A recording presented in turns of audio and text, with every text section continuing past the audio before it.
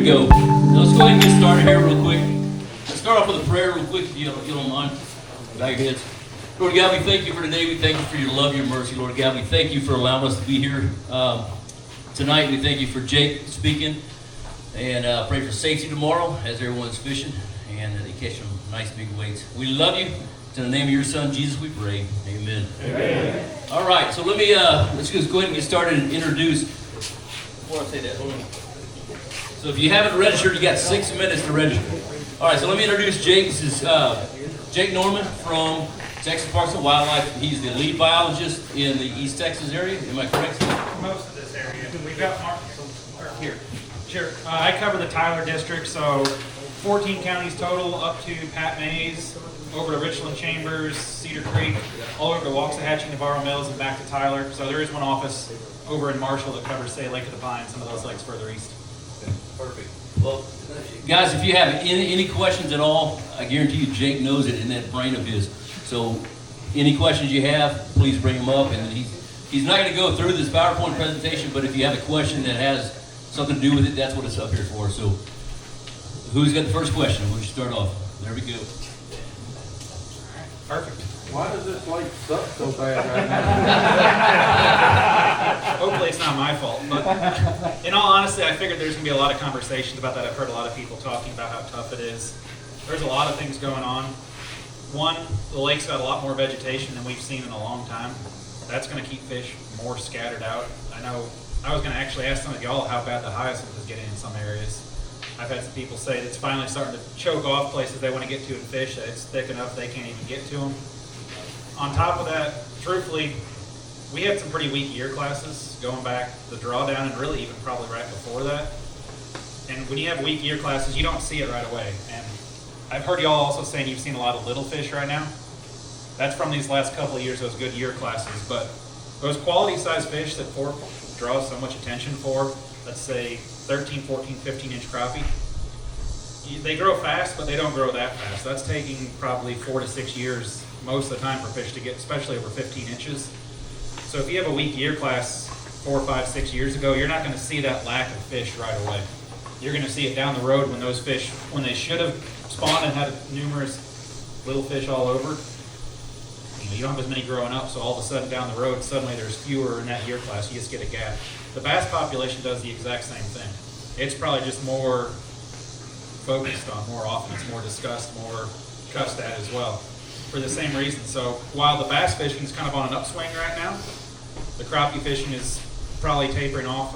Everything y'all are telling me as well, though, the population in sheer numbers is probably not in bad shape right now, but those quality fish that people actually like to target, you're going to see a natural cycle. Every lake cycles some. Fork's been pretty blessed over the years to be a lot more stable than most places, but it's inevitable. There's just no way around it, and you can feel it a lot faster sometimes with species that grow slow. You get 2 bad year classes in a row, that grow fast and that die quickly. You're more likely to see those gaps, if that makes sense. So if you have 2 bad spawns in a row, all of a sudden 4 to 5 years down the road, back-to-back year classes that should be representing those big fish, they're just not there, or they're there in a lot smaller numbers. Live scope, of course, has drawn a lot of attention on this, and I'm sure some people want to blame it solely on live scope. It's not. I'm not saying it's not part of it, though. If y'all have seen the studies we've looked at before, tried to really characterize how live scope's influencing our crappie populations. And it really backed up what we were saying beforehand with their growth rates, their overall lifespan. You really can't fish down a population of crappie, and I think we're seeing that play out, but it did also confirm that in the right situation, it could reduce that abundance of those larger fish from time to time, without question. If you want to get into the sheer numbers, it said you might see a 6 to 10% reduction of those quality size fish in any given time frame. So if you pair that with some weak year classes, and probably some increased fishing pressure overall, because crappie is just growing in popularity, not just here, but really especially in the South and all over the country. I think those 3 or 4 factors altogether is what's just making it tough right now. Let me bring something up. You mentioned fish that grow fast and small lifespan. I know you told me this a few years ago, but I don't know if everybody knows. Talk about the lifespan of crappie. Sure. As far as year life. Let me I don't even know if this slides are going to work. This is an old projector, and also it's, we won't, I'll maybe leave that one to talk about in a bit. But, so, overall, crappie in this neck of the woods, really in the south, they grow ridiculously fast. On average, about 2 years to 10 inches, that's looking at black and white crappie combined. In a lot of situations, a white crappie can reach 10 inches in 1 year. They grow ridiculously fast. Their average lifespan is also only 3 to 5 years. So regardless, they grow fast, they also die really young. Their max lifespan is typically 8 or 9 years, and that's an incredibly old crappie in the south. Now you move further north, it's completely different. A lot of places, you go to Minnesota, their biologists, they don't see crappie reach 10 inches sometimes until 8+ years. It's that different of a growth rate. And they'll just have to do it, I mean, mostly water temperature, lake fertilities have to do with it too, but our growing season is so long and there's so much food here, our crappie just grow incredibly fast. So that really gets back at how it's really hard for anglers to impact a crappie population, especially on big lakes. When you have that many crappie growing that quickly, Mother Nature really has a much bigger impact. Say like the low water years and just a weak spawn in general, you see that cycle through a crappie population. That influences it a whole lot more than anglers and harvest ever can. Now I'm not saying you go into a small lake, some of our East Texas gems that are fabulous crappie lakes, those are going to be more sensitive to harvest just because of the size, and if you have a mass influx of folks all targeting those quality fish or even the population as a whole, they're more vulnerable to it. But lakes like Fork, Pines, Palestine, really any of our larger systems, we're just not going to reduce the overall abundance of fish in the lake. But you might, again, see those cycles like we're seeing right now. A million questions, I think. In the back of the yellow shirt. So, what are the best conditions for a fantastic spawn? Sure.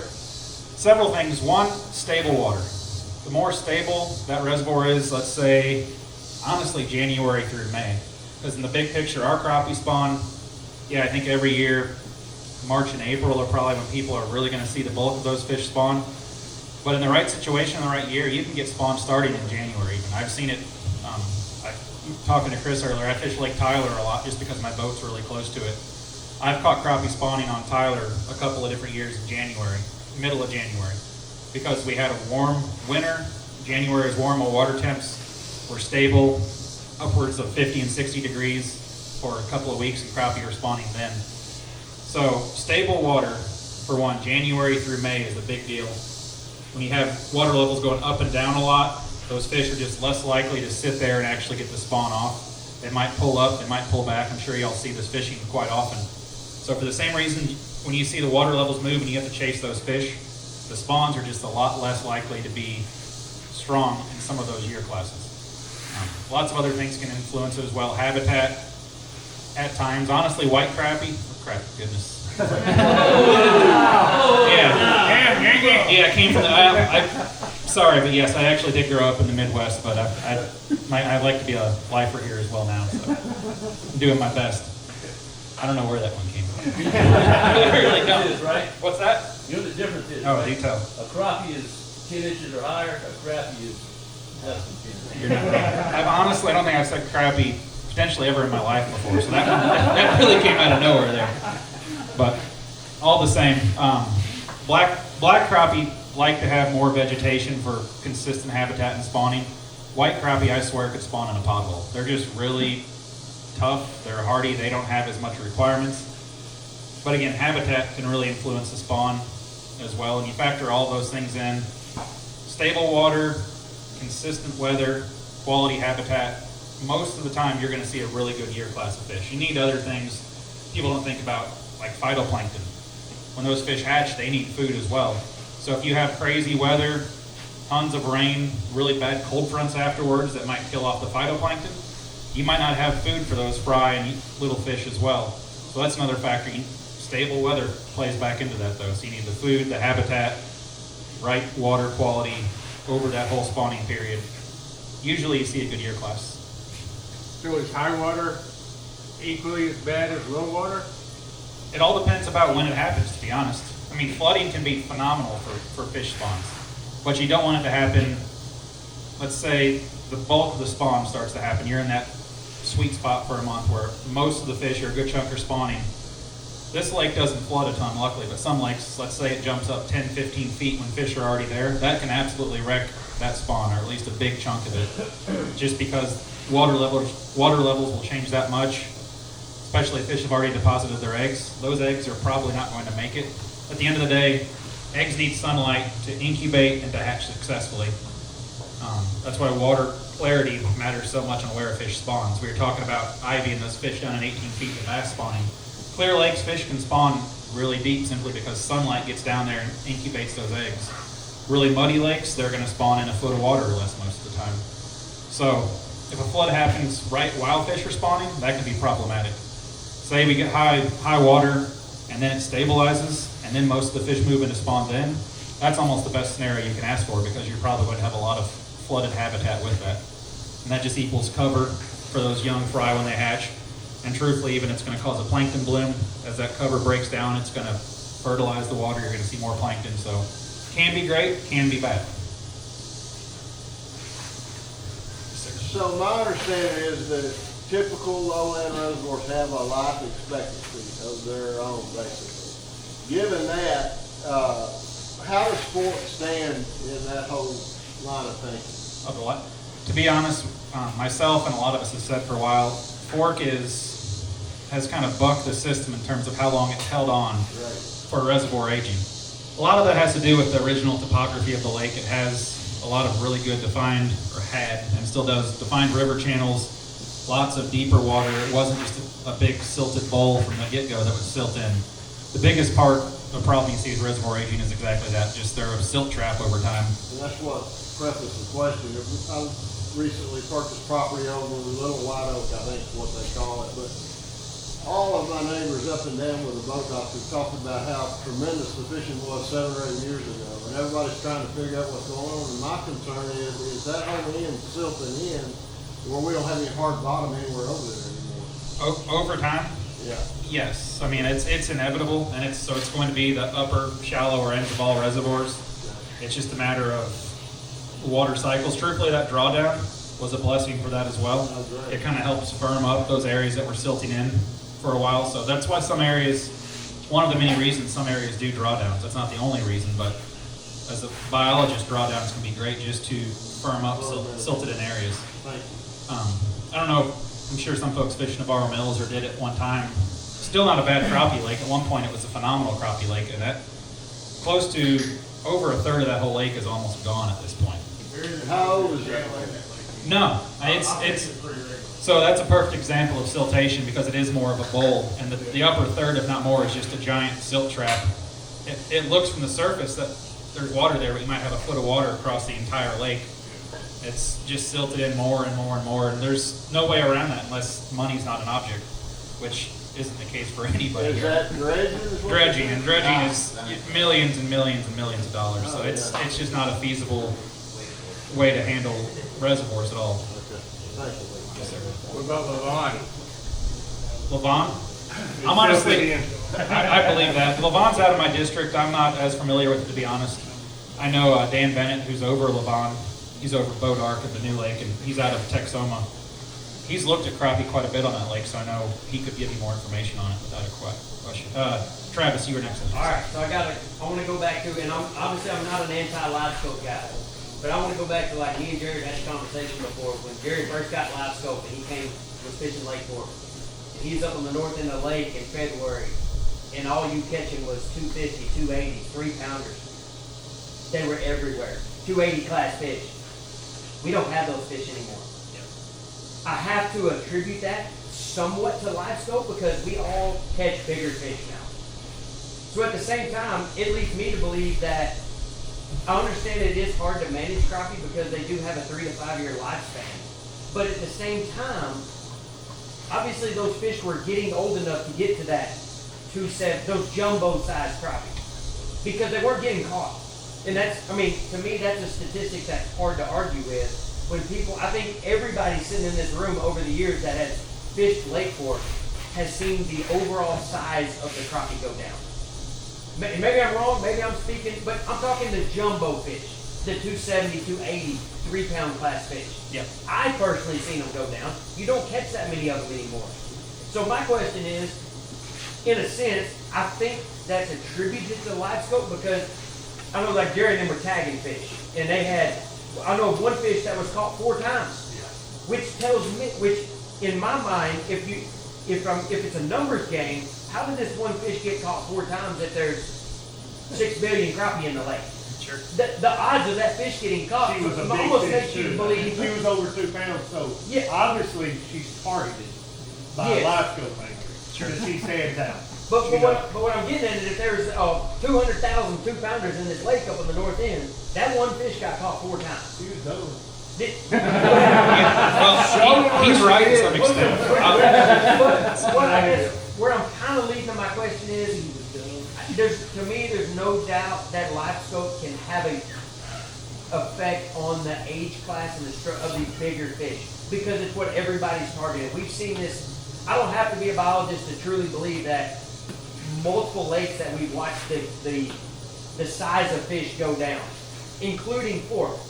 So is there anything that could be done to fork? I believe fork is a top 5 crappie lake in the world. It is not right now, in my opinion, and we all want it to be. So could there be anything that could be done, even by the anglers, by Texas Parks and Wildlife, to return and say, hey, we want to make this a trophy crappie lake because, again, I know they only live 3 to 5 years, but when live scope came out, you caught lots of jumbos, and they're just not there anymore. No, Can I add something to that? yeah, go for it. And, you can tell me I'm right or wrong. Oh, yeah. But the first year we had it, went back to it, I'll never forget, I go up to McGee Bay, it's in late January, water's 49 degrees. There's fish suspended 2 to 8 foot deep in 17 foot water. They're just roaming. They're sitting out there. Pre-spawn fish, big fish, 270, 280. I caught 5 3-pounders up there that first month I had live scope. I didn't even know what I was doing. I'm running a pole with a 9-inch graph standing 20 feet out. If I'd have had it down, I caught 100 3-pounders. It really shocked my system because I said, then I went out on the creek channel in December, January. Everybody, you remember the days down at the dam in the winter. That's You where could walk everybody across boats. Yep. Okay. That's the only, we drug jigs on the bottom, we dropped minnows down 40 foot water, dropped them to the bottom, reeled them up the crank. That's how we all fish. Well, I realized the bigger fish never made it down. Well, a lot of them. They're sitting out here on this creek channel, suspended. We could never catch them before. Now, we can catch them. Now we're targeting them. Yep. And it was shooting fish in a barrel somewhat that first year. I got really spooked personally as a guy and an angler, but now we're catching fish that's never been targeted ever before. Those fish in McGee, I called Paul, I said, you know why we got our butt kicked in tournaments, those spider riggers? Because they were dropping 16 baits suspended, catching all these suspended fish. The guy single poling couldn't catch them fish. Now we can. So going back to his question, I feel like all of a sudden now we started catching fish that were never targeted before. Now everybody's targeting those fish. And I do feel like what Travis is saying, when you put a knife to a 220, he ain't getting to 280. Not saying that we realize we're not catching all the 220, but if we catch, let's say we catch 30% of them, but what percentage of crappie ever get to 280? Is it 5%, 3%, 20%? I don't know. I mean, I don't know if you actually know that number. That's a hard question to answer. For sure. But we clearly know the lake can produce that quality of fish Yeah. because it continuously has. No, absolutely. And I will say truthfully, you're spot on in the big picture. And that gets back at, we said there is obviously some potential to reduce the quality of larger fish, and we are seeing that in some situations. Is it just live scope? No, it is. It's a combination of good year classes, everything else, but live scope, you're seeing it firsthand, without a doubt.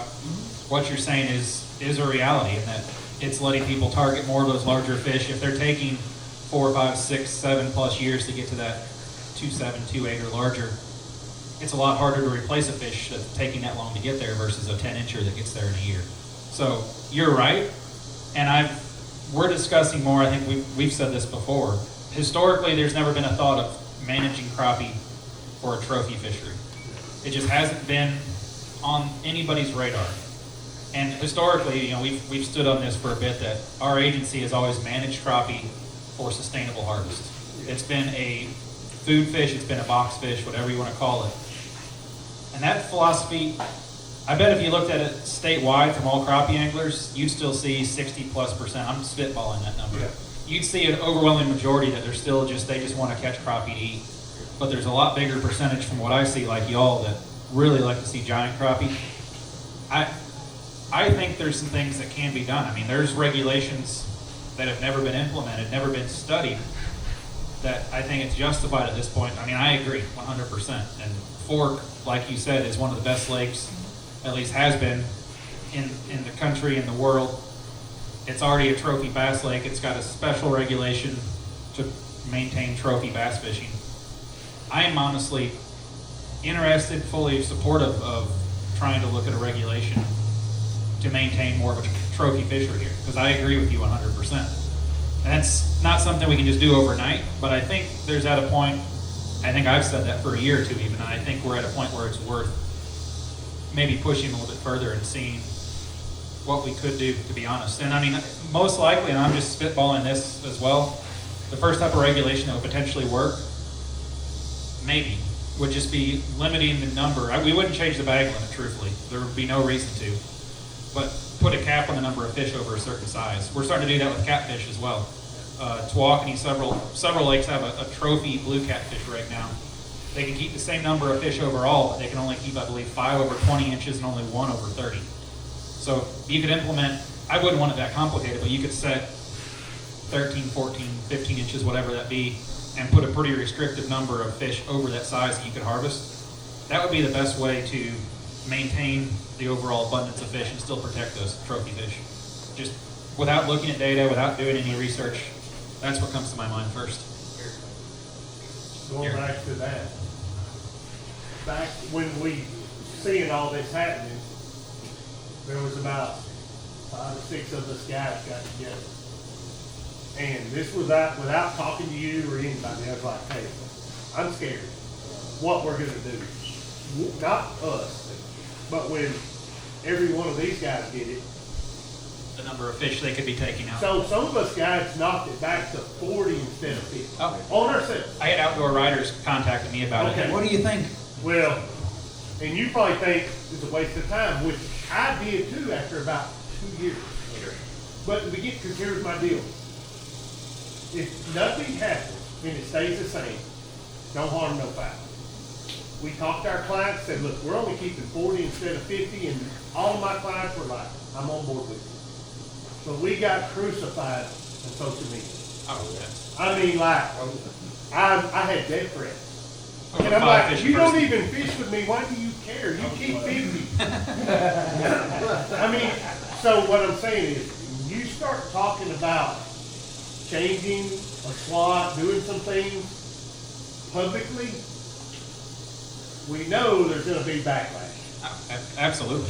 100%. Because that was a small little section of it and we got crucified over it. And after about a year, I looked and said, no need to worry about it. The fish numbers, we're not even touching. So we forgot about it. Yep. Now, this right here, I was talking to these guys earlier, what you just said about the low water and all that, I feel like that's been our biggest, that's what happened. That with live scope usage growing so much. I want to throw out one other thing. So would it be, and I'm just throwing this out there, but I'm going to use Grenada as an example. This past year, they just dropped the limit to like 15. 10. Okay, 10. Yeah, something like that. their regulation's pretty extreme. Okay, and they did that, to my understanding though, because of some of the things we're going through right now, because they saw what was going on. Yep. And they stepped in and said, whoa, we're gonna But I solve this. also talked to some guys there, Patrick Stone, Eric Cagle, some of the well-known guys there. Carlos, Yeah, all those guys, I talked to them at Grizzly last year about that. And these guys are like, the biologist there, we're going out with the spider riggers that's been doing it this certain way. Naturally, with all the pressure, these crappies start getting a little boat scary, they're running from you. They can never get those spider rig posts to most of them fish. So they're like, the numbers were still there. They draw that lake down. You know how many fish go through that gate every year? More than the anglers catch, probably. Sure. Now you're blaming the live scopers, and you're gonna drop the limit, and the guys that are live scopers are like, there's no less fish than there ever was. So they started a controversy that really didn't need to be started because of one class of people, spider riggers, crying, and I'm being blunt, You're right. crying, and the biologists siding with one class of people and not looking at the whole picture. Which I know you guys are smarter, and I have a lot more faith in you guys. We're catching it now. A lot of us guys are going to Bob Sanders, running trips. Yeah, I've noticed. And, oh, I'm getting messages there. People are talking. I had a guy at the gas station today. We're getting gas. What are you doing? Oh, we're crappie fishing. Oh, man, this lake's ruined. All the guys are even going to another lake. And I said, yeah, I'm one of them.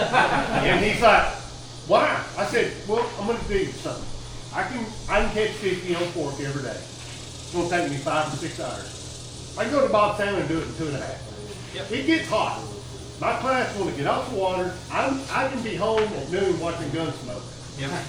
Oh, I get that completely. And I said, yeah, it's tough on fork, but it's not our fault, just our fault. I'll take some of the blame, but it's not just our fault. In my opinion, I kind of feel like you do about the low water deal. Yep. Publicly, I don't know, we fight with people every day, and you probably see it on Facebook. I mean, we get attacked daily, we try to defend stuff and fight it. I'm not a biologist, so it's hard to, I mean, I have my opinion just from seeing it. I see it every single day. But perception is reality. Oh, absolutely. So when these people are seeing what's going on, oh, you're saying the lake ain't hurt, you didn't hurt it, but yet you're going to another lake to guide.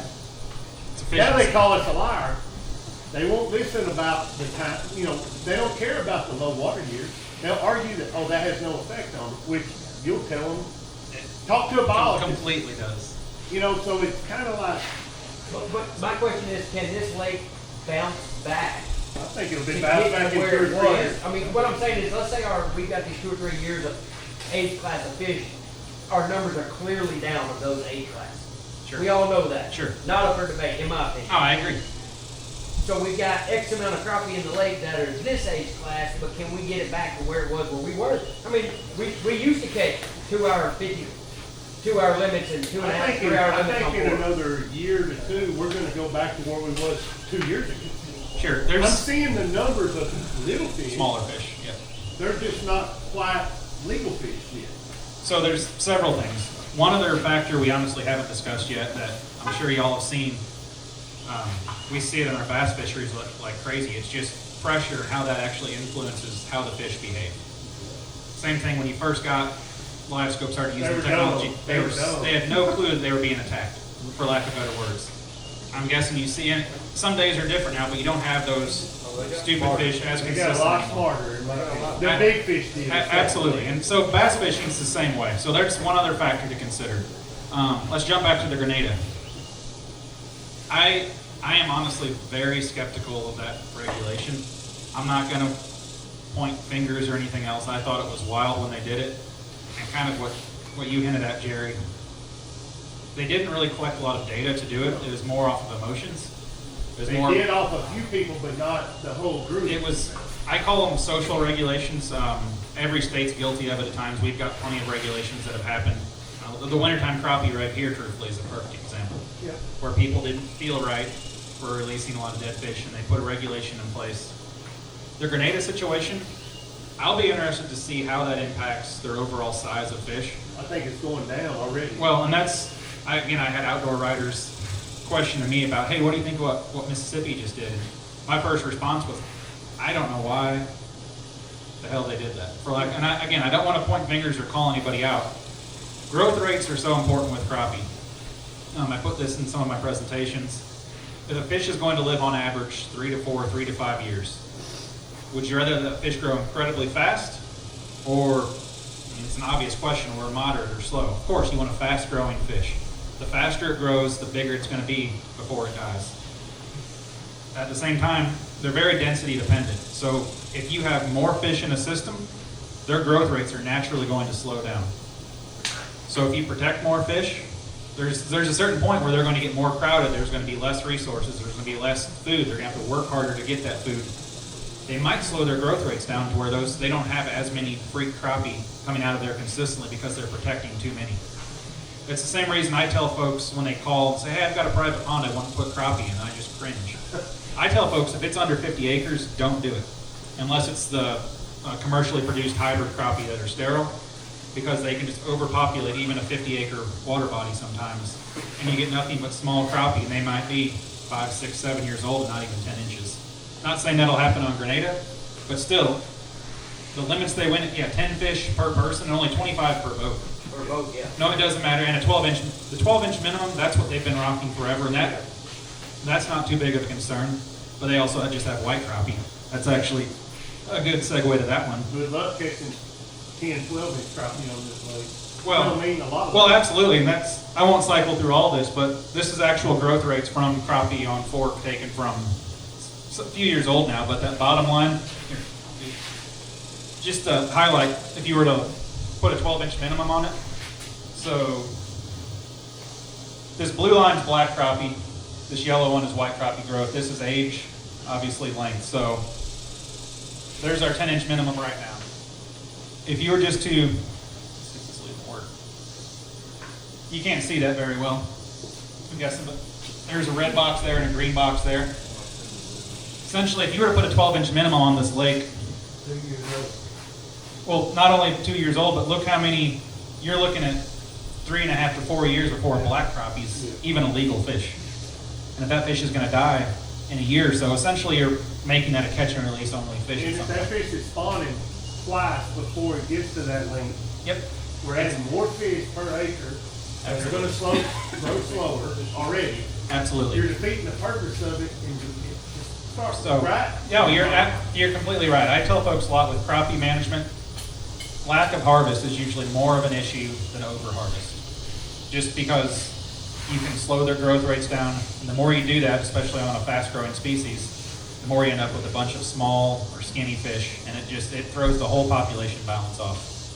You know, going back to what Travis and Jerry was talking about, when the guys and professional guys like y'all go fish, you're gonna catch 25. But like me as an amateur, just going out fishing, Or every now and then, and like my friends that live in my neighborhood, we don't go catch 25 every time we go. You know, we may catch 10 or 12 and come in. So it's not, we're not catching 25 every time we go. Well, we've kind of discussed that on our live we did a while back as well, that the average angler only catches like 6. Yeah, roughly, exactly. Something like that? Throughout the course of the day. Yes, that was through creel so surveys. you'd have to drop the overall limit to 5 for that to make any difference. And Basically, is that the truth? yes, roughly, exactly. So, you know, so I'll ask you a question, and I'm gonna shut up because there's some things I got questions. But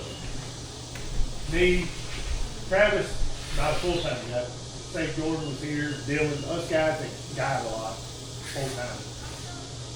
What would be your professional suggestion? What would you like to see us be doing? If you could say, Jerry, this guy, here's what I'd like to see you guys doing. I think this would help the lake more than hurt. Sure. Is that a dumb question? Not at all. It's a great question, and I'm going to kind of answer it with a question first, which I hate doing, but it's true. Because I always, every management regulation has to go into place for what, if you're doing it right, for what the anglers want. If I was to go to Lake Fork and make this a 14-inch minimum for bass, Sorry, for bass. Yeah, oh. Because, I started there. but that would be ridiculous here. That population would no longer be a trophy population. Anglers want trophy Yeah. bass in this lake. Yep. Same for crappie. If there's a true interest, which I know y'all are, and I think most people in this group, and as a whole, more people are interested in catching big crappie, I would say putting a self-imposed length limit and only harvesting, again, without looking at data, I'm saying 5 fish. That it could be the length limit and the number of fish could be almost any combination. It could be no more than 10 over this length. 5 just seems like an obvious, easy protection for 13, 14 plus inch size crappie. That's going to maybe increase that number of fish again. But all the same, if you're catching that fish, don't forget, it still only has a few years left in its lifespan regardless. Which gets back why absolutely live scope has impacted the abundance of those fish, but it's also Mother Nature doing her thing. It's those two things and a few other factors combined. You could let every person in this lake could probably let every fish over 12 inches go, and you might still see a reduction in quality fish for a year or two, simply because they weren't there. You could have a good spawn, they could come back, and you could continue to do that. You get a few weak year classes, still doing that, and you might see a reduction again. You're just naturally going to see some cycles. You might level those peaks off a little bit by those regulations. That's really what you would do. You would say, if you had a choice, bottom, angler pressure or stable water, however you work. You had to pick between the two, or quality, or numbers for the whole Goodland Lake. The water, Stable water. Yep. way more than what we do. Yep, good year classes, good spawns. When I say good year class, I mean, yeah, a good spawn, high survival of those spawns. Absolutely. Do you know a percentage of what fish survive to adulthood? Do you have even a ballpark? Say, am I right, 50,000 eggs? Is that basically what they say? That 50,000 is a good, honestly, it could range from 10 to 120,000, so you're in that average Okay, so ballpark. 1 to 5% survive to adulthood. Is that the rule of thumb you go by? Is that? Honestly, and those type of things, and in all honesty, we would probably look at exactly that before we impose the regulation change of that nature on this lake. We can go out and actually look at mortality and look at mortality through all the different age classes and figure out almost what that looks like for the whole population. Get a pretty good snapshot of exactly that. And honestly, I think that's what we would look at before we just dove in and just said, let's try this. Mostly, as much as I'd love to just say, let's try this regulation and see how it works, we have to have, I'm not a feel-good regulation guy. I'd want to have You need data. some facts behind I want to have a reason to do it. I don't want to be that crazy guy that said, well. You better have some guts behind it too, because you know you're gonna be attacked. Oh, If absolutely. you see things like us. Hey Jake, am I hearing you say that if we completely outlaw crappie fishing on this lake for 3 years, there's a chance we could come back and it wouldn't be improved one way or the other? Could be worse, potentially. A lake this size, it's even harder to impact from angler harvest, and that's why I get back at it's impossible to. Wow. A small lake, yeah, absolutely. I mean, who's fished a farm pond before that has crappie in it and it's full of paper thin small crappie? Because there's not crappie being removed, and there's just way too many of them. Well, the solution is gonna be when we start paying checks for the little stringers, which to me sounds like the best way to go at this. Well, and it's not so, on this lake, that's essentially what the slot limit for bass on this lake does, is to promote the harvest of small It fish. does. No big feet. No, and it's, honestly, I've said for a while that slot limit here, what it's doing now is just protecting those 4 to 8 pounders on average from going into live We well, right? have too many of them now, you think? Too many. You think 4 to 8 pounders? Because of I that? can't say that. You can't say that. Well, I'm saying that I can't, you're talking about getting crucified, that's a whole other level of insanity. Yeah, but as far as the thick skin and being, I mean, that's part of our job, truthfully. This I really think would be an easy one to discuss Well, and have you got the conversations perfect about. lake to do it on, because it is Absolutely. world class. Yep. People come from all over the world to fish with us down here, all over the country. I mean, we get people to come to Fort because it's top, I'm gonna say, 3 to 5 in the country. I think it would go over well. We would all support it and would love to get behind something to make it even a bigger trophy lake. I've always felt like Fort didn't have quite the numbers that some other lakes had, but it has the quality that no other lake has. So you kind of give something to get, like if you're deer hunting in Plano, Texas, you're gonna see 50 deer a day. They're gonna be little.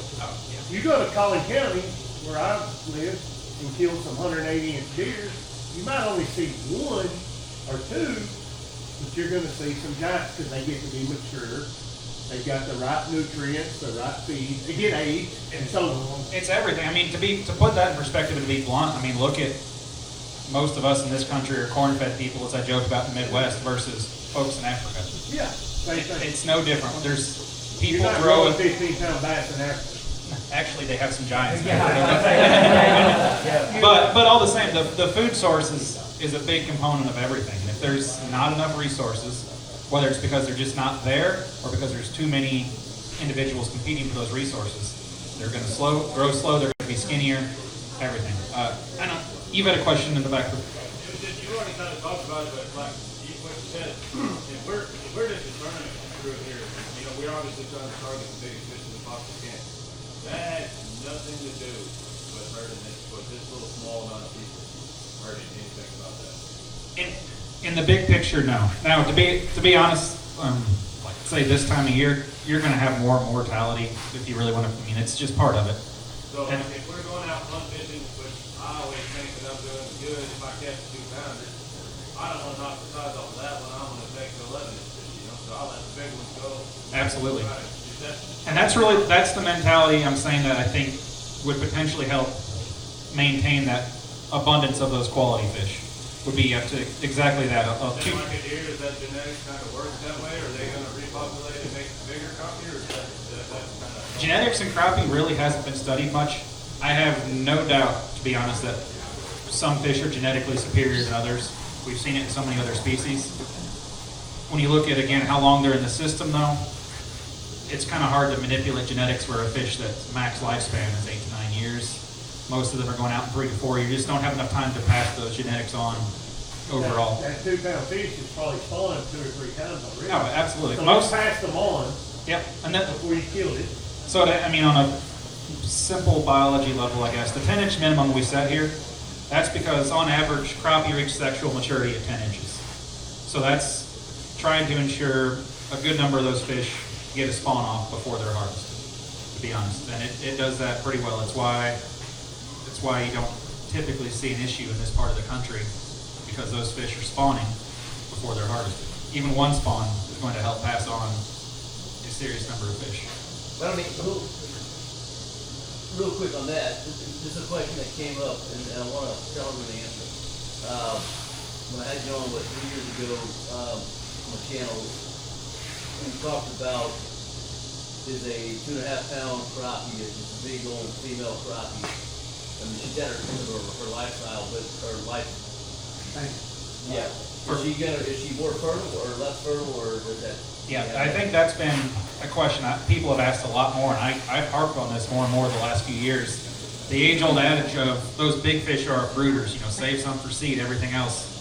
It's really not true for several reasons. One, yes, that fish is near the end of its life. It has spawned and passed on offspring for several years.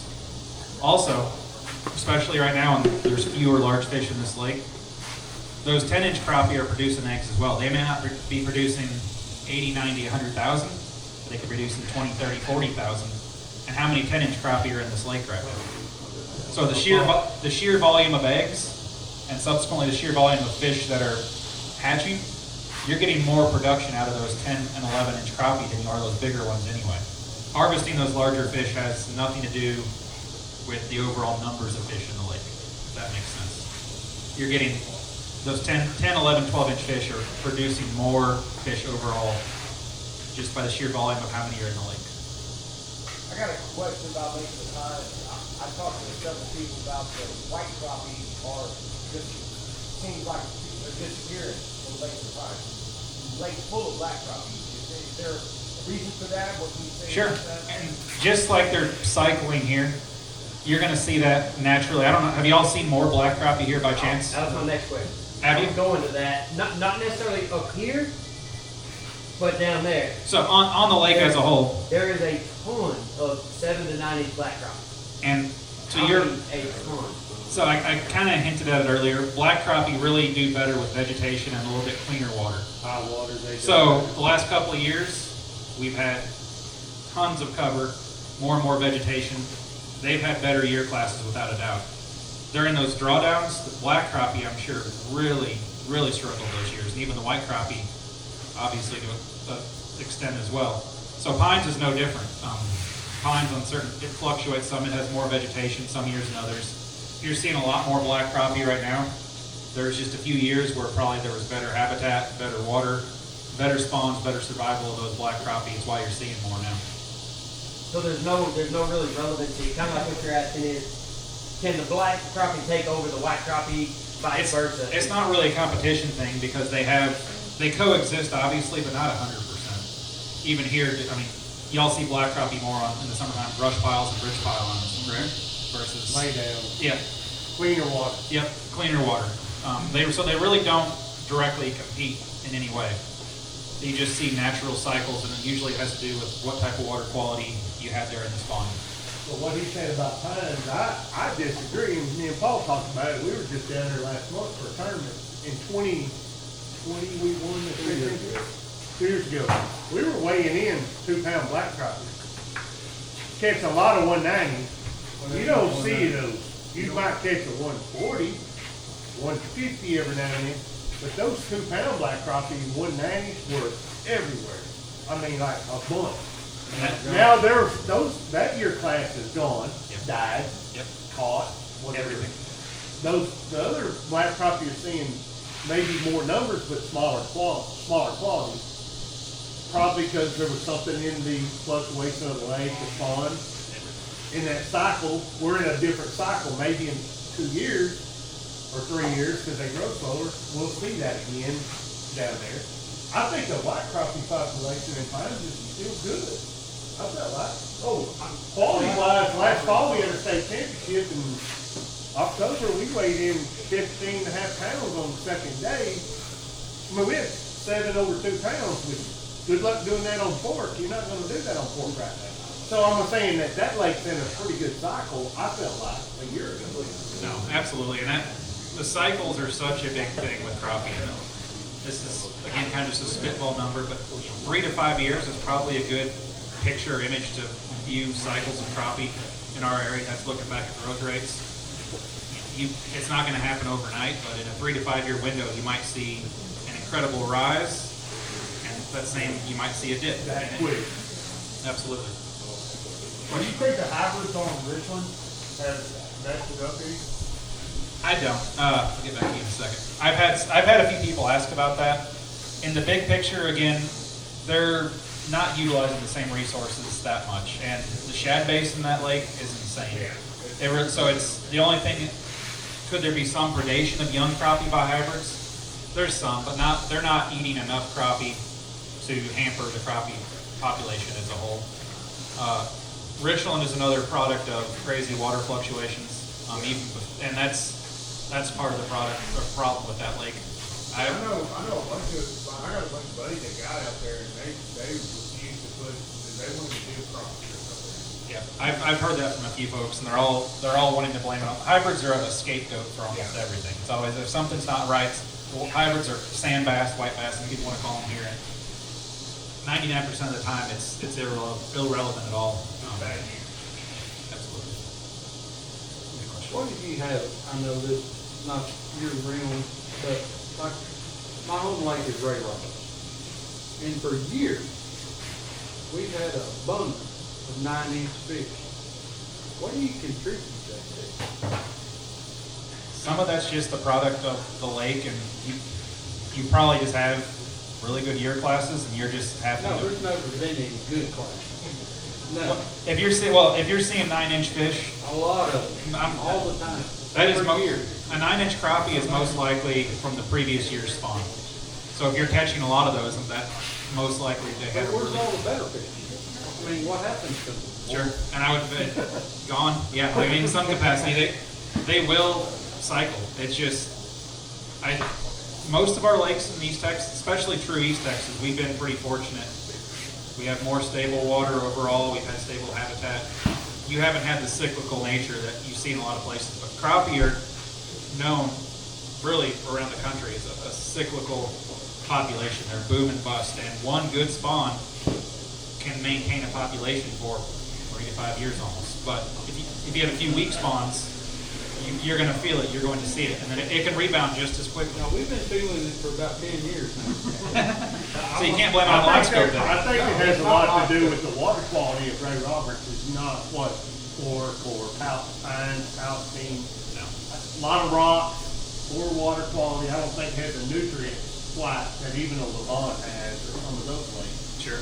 Hey, Paul, because everybody knocks the roller unit off when they go out there, and goes all the way around. So Jake, what could cat, crappie fest, state, angler education? I don't know how you call it worded. What can we do to make this lake better? Well, no. Well, angler Getting people, so we see it, we deal with it daily on Facebook, nature of our job. I'm not asking you to take up for us and defend us by no means, but I want to defend you as well. What could we do? Could there ever be something put together? What you're saying tonight, we've all heard it. There's a lot of people out there that has this whole, you're killing the lake, you're wearing it, you're not doing it. They don't know what they're talking about. You know, how do we educate people to get them to understand cycles? It's not all about You got a angling. presentation we can just reply to it with? Yeah, you know what I'm saying? Like, Yes, is there something we can do? I'm talking, and then, you know, to try to educate the public, the people that are interested in crappie fishing, which I understand bass fishing's up here and we're still down here. And we're always gonna be. It's increasing, But it's but, growing. yeah. Do you think bass fishermen as a whole, I mean, you hear about the Swallow Fork and you hear the pro anglers and the terms like greatest lake in the country. Still, you talk to any elite guys, I know a bunch of them, they say best lake in the world. How can we educate people to get on? I feel like as a whole, the fishing public, we're doing more damage internally by dogging each other and fighting more than Peter or anybody else could ever do to hurt anything. How can we try to get people to educate them?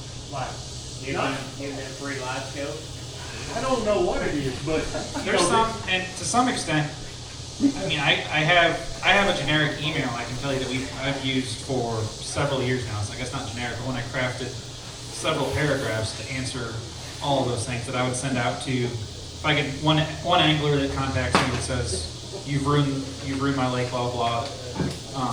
I use that a lot. I know that would be too wordy for just general information.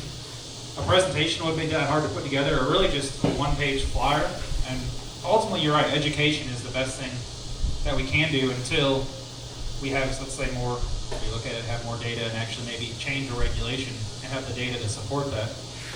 Education before then is everything, and it wouldn't be that hard because it's a few bullets, yeah.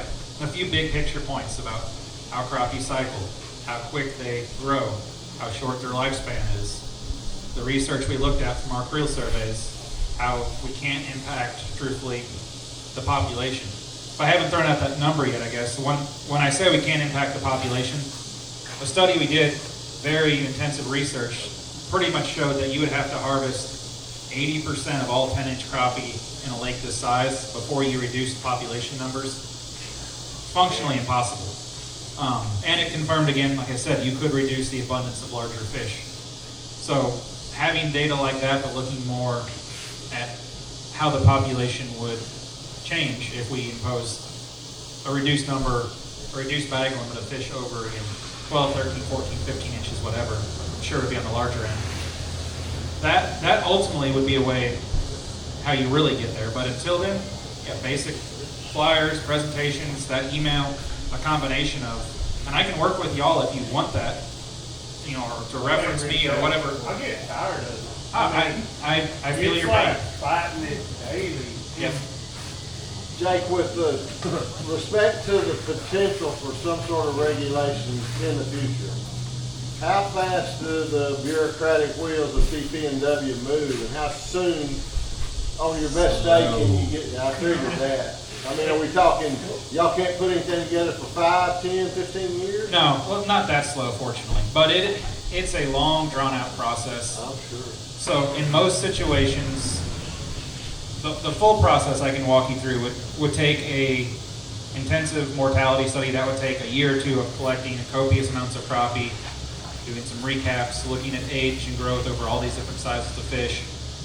It would help us model an individual population so we could look at how a regulation would change the size structure on the lake. We'd have to use that data, put together a presentation, go to our Parks and Wildlife Commission, present it to them. They would have to review it and approve it, and then it would have to go into effect the next calendar year cycle, September 1, when regulation changes go into effect. Well, what sets that wheel in motion? But, Yeah. hang on, I wanna Can jump we in here help, real- can I we wanna- help set that in motion? Yeah. I want to jump in real quick. Just, I got a question that's going into all that. So what if we're sitting here next year, Jake, and we're going, man, We got to do something? it's worse than it was last August. Sure. And I'm speaking hypothetically. Oh, I get you. And let's say we sitting here in 2 August, and we're going, dude, we can't even catch a damn crappie. At what point in time do you guys kind of come in and say, hey, and I'm speaking hypothetically. What point do you guys kind of look in and go, now in your mind, you're thinking it's going to bounce back? Yes. You seem to be confident about that. It's and I'm going- definitely not questioning your abilities. I'm just speaking hypothetically because I think this is where you're going with this. Absolutely. Let's say we are sitting here next August though, because over the last 7 years, I'm going to use 7 years since live scopes come out, there has absolutely been a decline in big fish. No doubt about it. So I don't foresee next year being any different. There's not going to be a magical, you're not going to see it rebound to 2019 next year. I can tell you that. That won't happen. I hate to, but, so with that, truthfully, it's going to take, we have an ability to do an emergency regulation, but this would not, We're in all not there honesty. yet. And it will, even if the population collapsed, I don't think that would even qualify for what our agency considers an emergency regulation or action. It's going to take collecting the data, putting together a report, presenting it to our commission, and our commission ultimately saying, yep, sounds good. Usually that's not an issue. The only time you maybe get backlash from, if you have a good study, good data, it would take some very influential, powerful people that go to the commission and say, we hate this. This is terrible. For them to really raise questions. If you have sound data about it, their regulation changes aren't normally an issue to push through. But that's the process that it takes. It's several years before that regulation would be enacted. What about the possibility you said, hey, let's keep less big fish? If you came up with some kind of, that wouldn't to me be as much of an emergency. I think it would look. That would be a good from y'all. quality, I agree. a quality deal, kind of like the slot for the bass. Hey, we're gonna make for the crappie lake of Texas. I think it's an easy sell, for lack of better words. I think that's a way easier sell. And what would it take? Could the anglers as a whole have an impact, have a way of petition, something to try to go and say, let's do this? Is there something we could do for you to have like, hey, I've got some support behind this? Sure. Is there something we can do on that part? I think at this point, I really don't think I would have backlash if I pitched this idea to our leadership. I don't think, just pitch the idea that, hey, I want to do this study to consider this regulation change. We could do a petition and have a lot of signatures Well, and give it to you. I don't know that it would help you. If Well, it did, we could I'm do saying it. I don't think I would need it. I think I would have the support there to probably get that ball rolling in the first place. Like To be honest. tomorrow? What's that? Like tomorrow? Like tomorrow? I am full staff finally, so I mean, sooner than next year, but absolutely. What's that? We take volunteers. But it's just hard for me to believe, let's just say out of all the guys, hypothetically, I don't know what that number is, but let's say there's 5,000 fish in this lake that are 2-pound fish that get caught in an annual basis. I don't know what that number is. It might be 2,000, it might be 10,000. I will have that. So our creel surveys, they go on length, they don't go on weight, but let's just call it 14 or 15 inch fish on average maybe.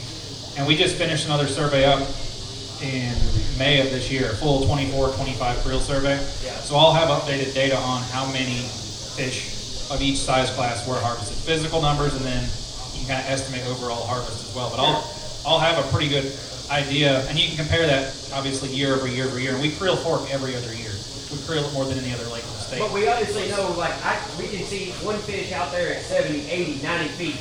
I can roll in on that fish and never lose him and catch him if he bites. But it's just, to me, it's hard to, like, if I thought that we caught 5,000 2-pound plus crappie in the west arm of Lake Fork throughout the year, if we left those, let's say we only harvested 1,000 of them and not 5,000 of them, it's hard for me to believe that those fish wouldn't have an opportunity to Might get get to that 2.7, 2.8. Some of those are going to die. We know that. But some won't. But some won't.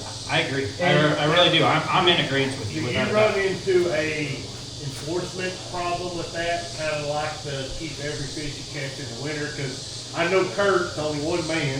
Enforcement is one of the biggest challenges and hindrances in all of our regulations. There's a lot of regulations that biologists would probably love to impose sometimes that never get anywhere because they're like, well, how do you enforce it? In this situation, I mean, I'm sure there'd be a few years where they probably give warnings, but it would be easy to enforce when it's, hey, you can only have 5 against spitball Well, us number. guys can really push that. Like, it's easy for us with our client. I already do it a lot in the spring. Like, hey, that fish weighs over 2, we're throwing it back. We'll get a picture, let it go. Sure. We'll catch you another pound and a quarter fish to clean.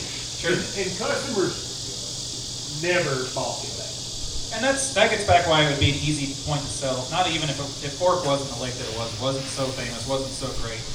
You could still easily make the argument of a regulation like this is still allowing folks to harvest ultimately all the fish they want for the freezer. I know some of us have a personal opinion, being a guy and getting Sure. involved. Man, try some crappie fest. We have biggest one fish, You big want- fish you tournament. want big fish. We want big fish. We want people to come from all over the world to fish crappie fest. So And we need big fish to really make them want to drive So- from Minnesota. regulations like that, you're not going to lose anything. I link it to our 16-inch maximum length limit for largemouth we use in some places now.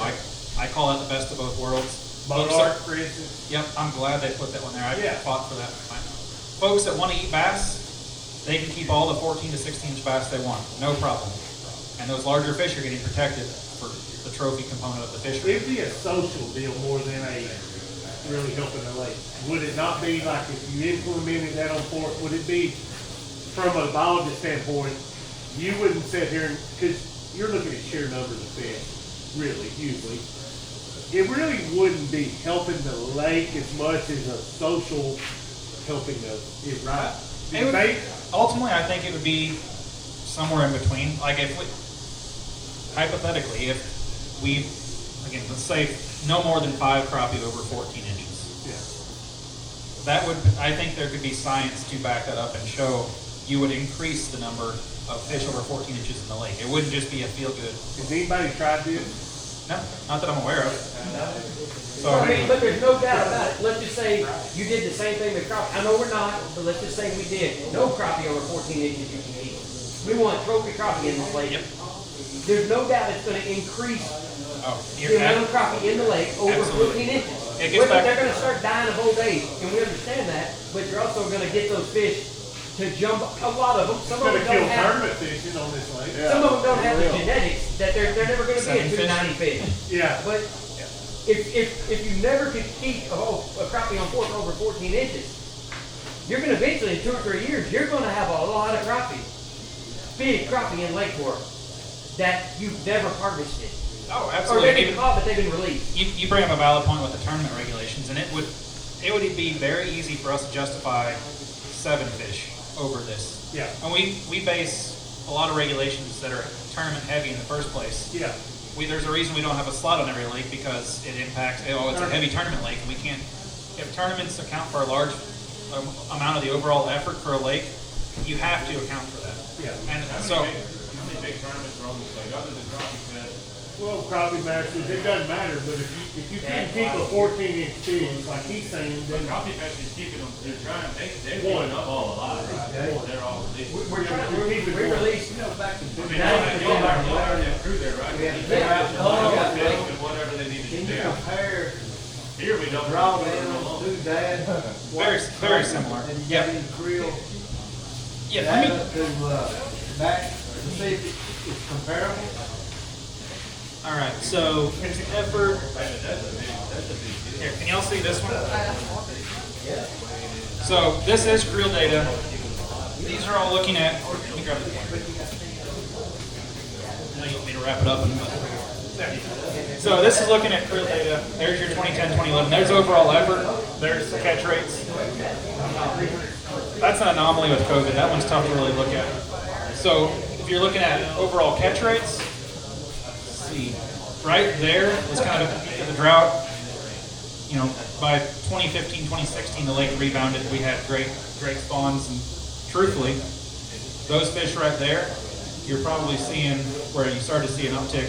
See, it's looking the same as what it did when we had the big drought. It's very similar, and it all gets back to water And levels. then when we dropped the level in 2020, 21, so it's gonna come back.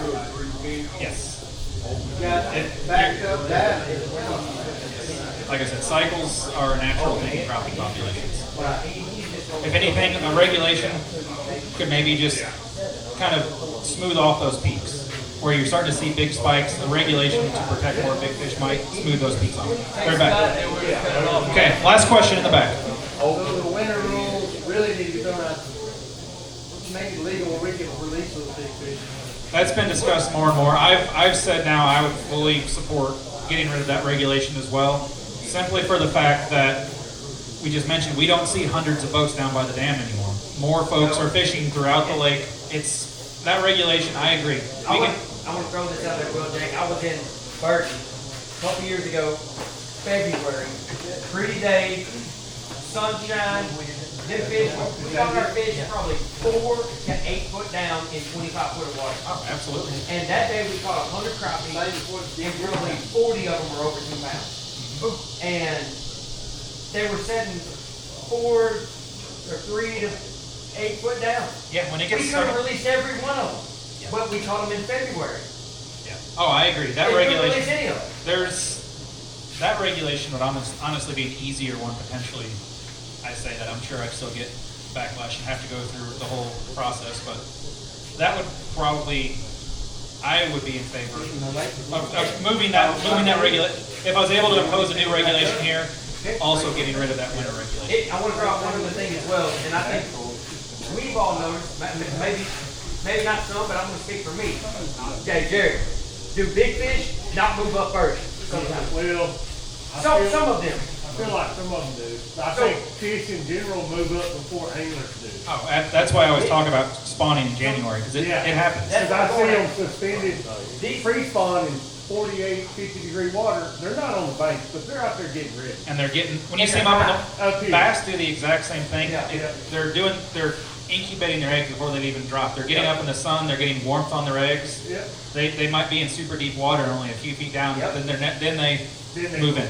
Yeah. Absolutely. But definitely, I feel like your best time to catch a big crappie on Lake Fork, like I've always felt like it was February, late February. Those big girls get to moving, they're up, Yep. and they're up here in water that could, somebody could catch a fish of a lifetime and take a picture with it and let it go, but no, you gotta catch it and knock the sides off of it. No, I agree. And I definitely am 100% agree with that. I agree. You want me to answer another one, or do you want me to have to come up and?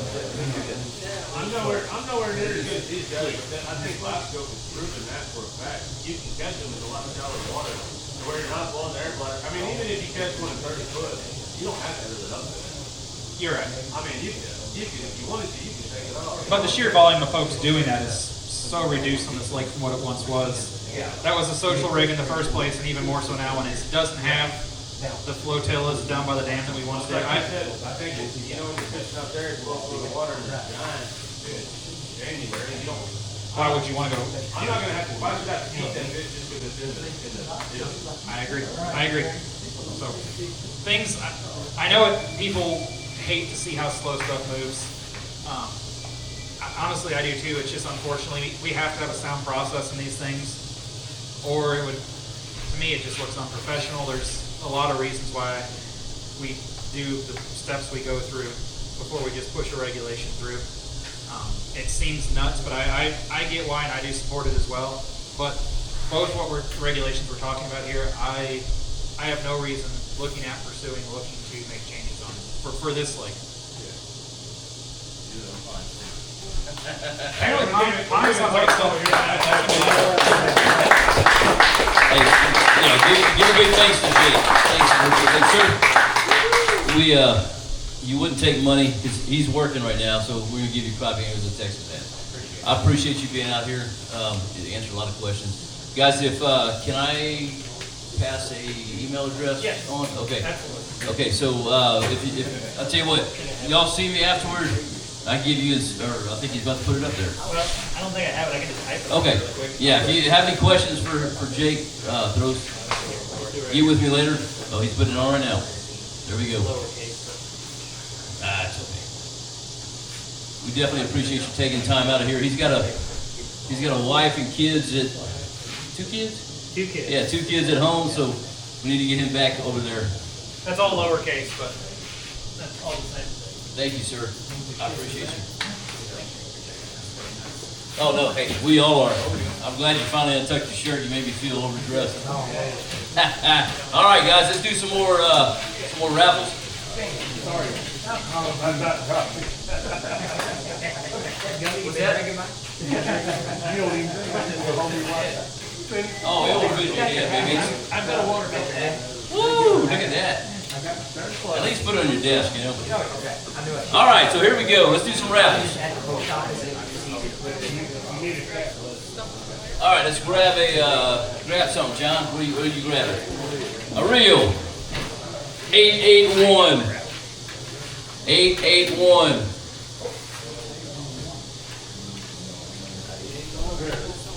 There you go, back there, Mr. Chris. All right, Rocky, grab something.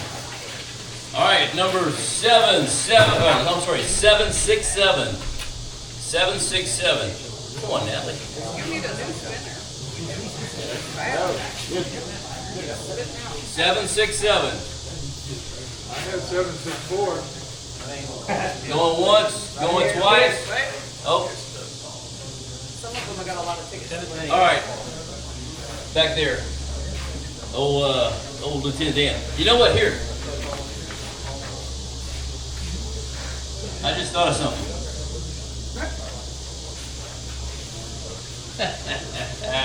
This would be good. All right, next one. Let's go with a rod. I'm going to grab the first rod you find, John. 751. 751. We appreciate you, you guys. There we go, John. There you go, Mr. Tanner. We got a guide trip coming up here in a second. All right. John, grab some. 820. Number 820. There we go. All right, Rocky. Rocky's got some 829. There we go. Nancy back there. John's got some in his hand, I think. 801. 801.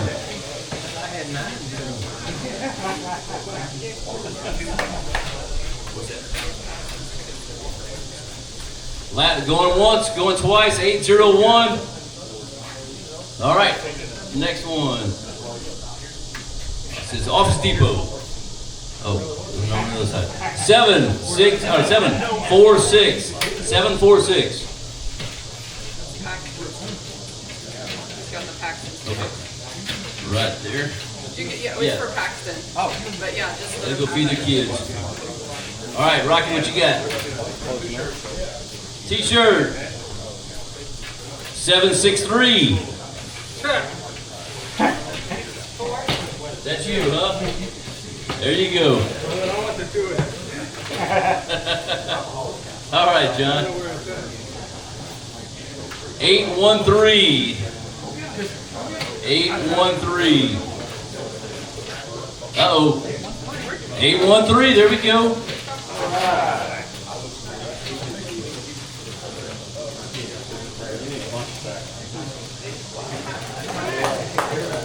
All right, there we go. All right, we got a t-shirt. 721.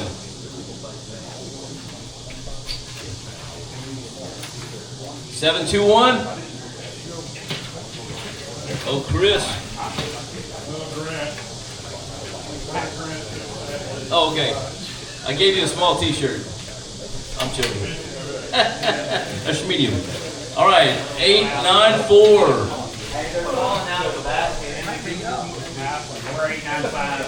That'll be the next one we do. 894. Going once, going twice. 894. The one that fell in the basket is.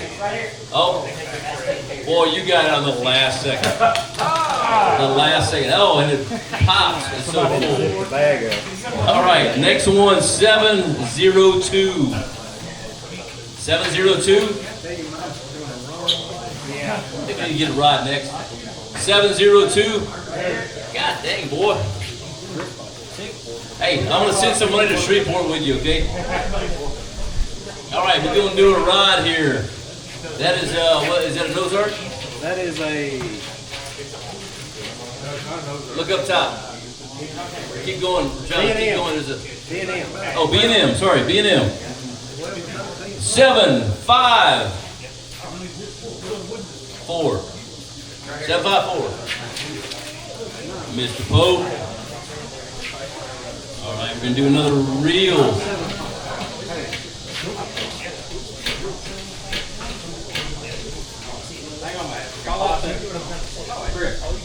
Oh, 754. call out 4.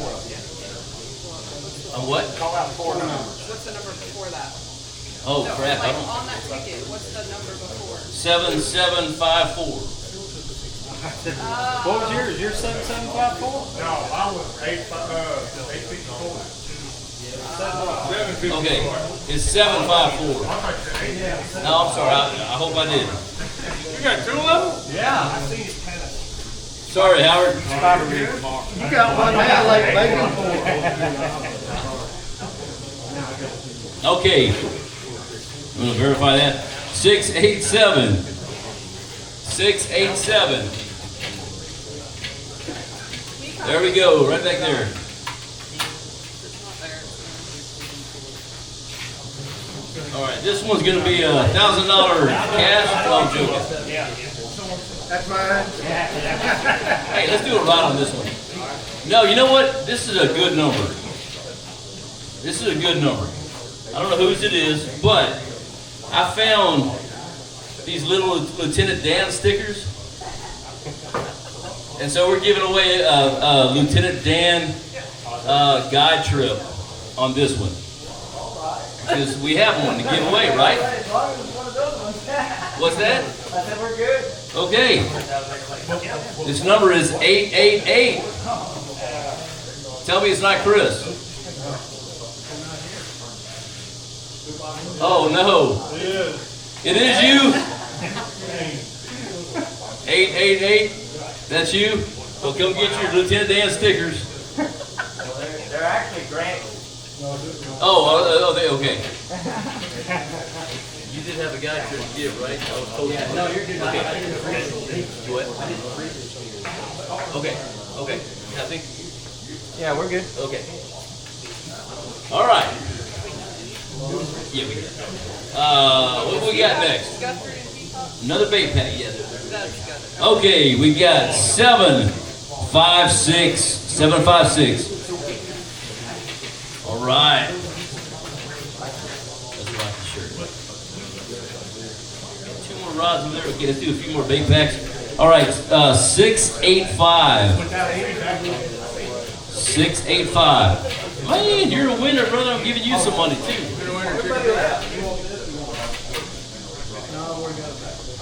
While we're waiting on Natalie. I'm joking. Again, thank you, Jake. Just had to say that. All right. Well, I know where this one's going. 889.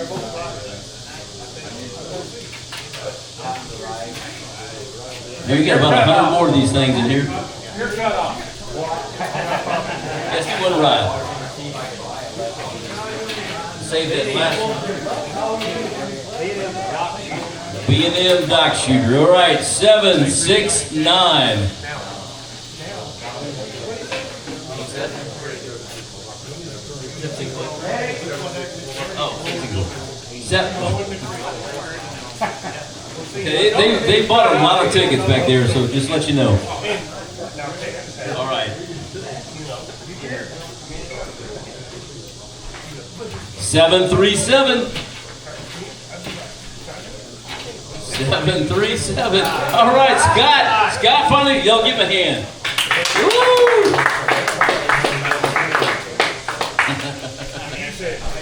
I'm glad I can joke with him like that now. All right, number 873. 873. Back there again. Hey, John, you tracking your steps? Hell, I ain't took near enough, I promise. But hey, we got a few more. But let me just say this real quick. I want to say a big thank you to our volunteer, Natalie Williams, not here, and William, for they set up most of our tournaments. So a big thank you to them. Give them a hand, please. And Rockies, the Rockies too. Rockies on the board. Yeah, I get paid. All right, 787. 787. Might as well start walking toward Chris and Dan. Yeah, what did I tell you? All right, number 893. Oh, yeah.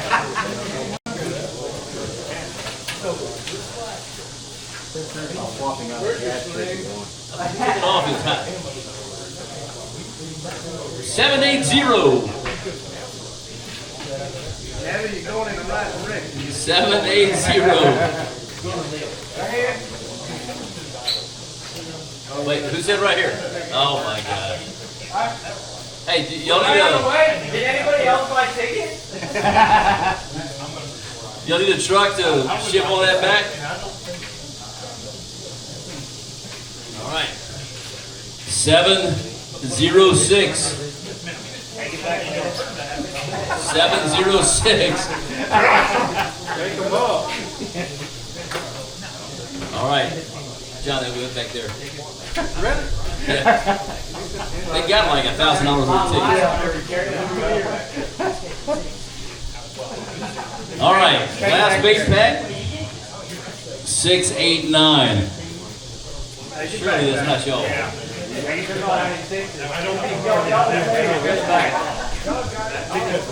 Okay. I think this is the last one here is the ride. John, what kind of ride is that? Ozark ride. Maybe this will be Howard Pope. 13 foot.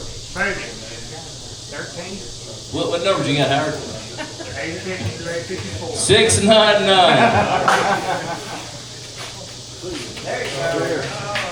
All right, guys. Hey, a couple last minute things. First of all, thank you all for being here tonight. Thank you for taking part in the raffle. Okay, remember tomorrow lines in at 6:30 in the morning. Lines out at 2. Weigh-in line closes at 3. And the last thing is, do not park on the grass out here. They've been letting us use this place, but they don't want us on the grass. Thank you all for being out here. I appreciate it. Oh yeah, early weigh. That's a good question. Early weigh-in. If we were going to be set up here by probably noon. So if you need to come in and weigh in early, come on in. Oh, wait a minute. Hold on one second. Did I say that wrong? Scott, where's Scott at? Behind you. What's the time? 6:32, right? 6:30 to 2, be in line by 3. 6:32. It's summer hour. I had to make sure I was right on that. Yeah, 6:30 to 2.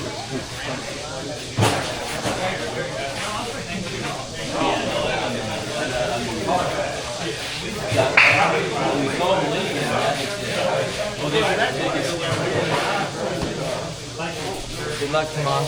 You too.